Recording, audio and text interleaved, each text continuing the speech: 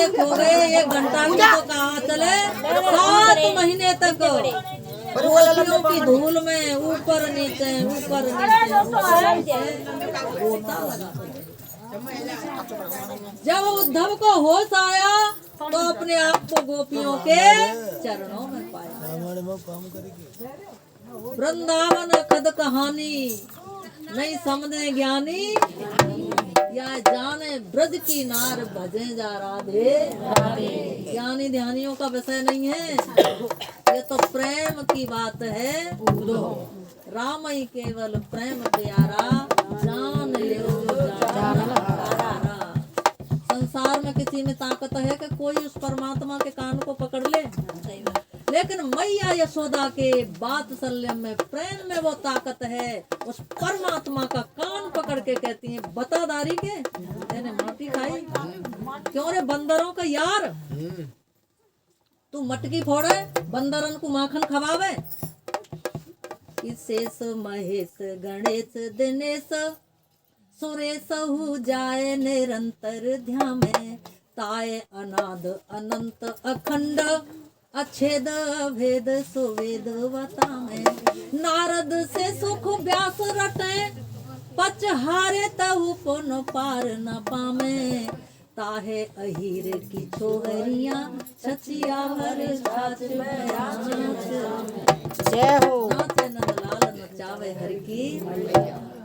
राम राम सब कोई कहे ठग ठाकुर और चोर, बिना प्रेम रिझे नहीं मेरो नटवर नंद किशोर।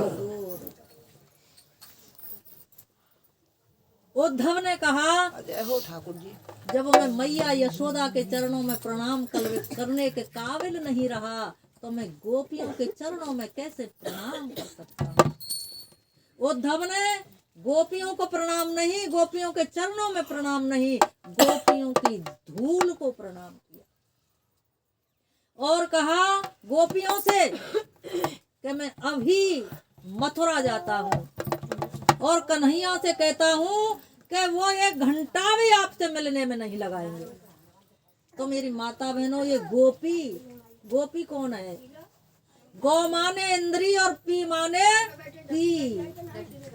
हरेक इंद्री से जो कृष्ण रस का पान करे वही गोपी। और ये गोपी कोई साधारण गोपी नहीं है, ये वेद की ऋचाएं गोपी।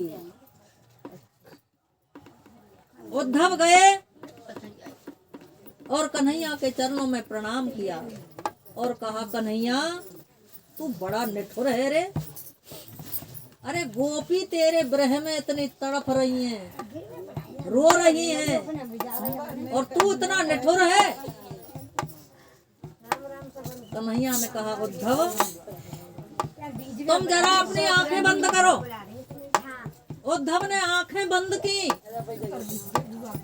कन्हैया ने कहा, उद्धव अपनी आंखें खोलकर देखो तो हजारों गोपियां किशोरी राधा भगवान श्री कृष्ण के पास में। उद्धव, ये तो मैंने तुम्हें भक्ति का संसर्ग कराया था, तुम्हें अपने ज्ञान का अभिमान था, इसलिए जब तक ज्ञान पर भक्ति का पुट नहीं लगेगा तब तक ज्ञान अधूरा है। ज्ञान के बिना भक्ति अधूरी है और भक्ति के बिना ज्ञान अधूरा है। दोनों की ही जरूरत है।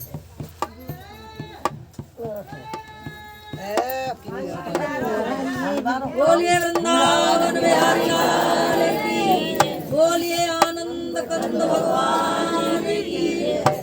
तो मेरी माता बहनों, जब तक रहेगी जिंदगी फुर्सत न होगी काम से, कुछ समय ऐसा निकालो प्रेम कर लो। जब तक हमारा जीवन है संसारी झंझटों से फुर्सत होने वाली नहीं है।